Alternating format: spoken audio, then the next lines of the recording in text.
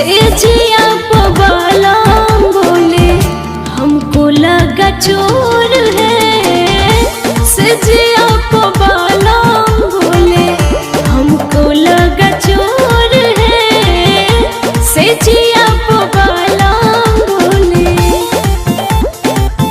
से जिया पवाला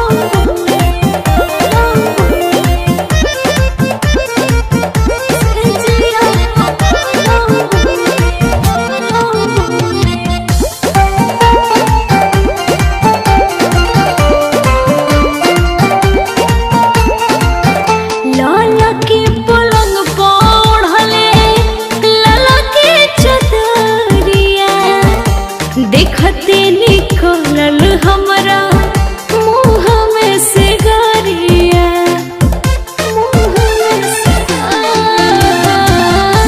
लाला के पलंग पर ओढ़ले लाला के चदरिया।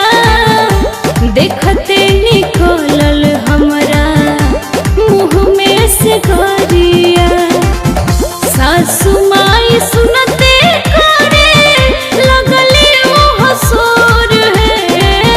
से जिया पवाला बोले हमको लगा चोर है। से जिया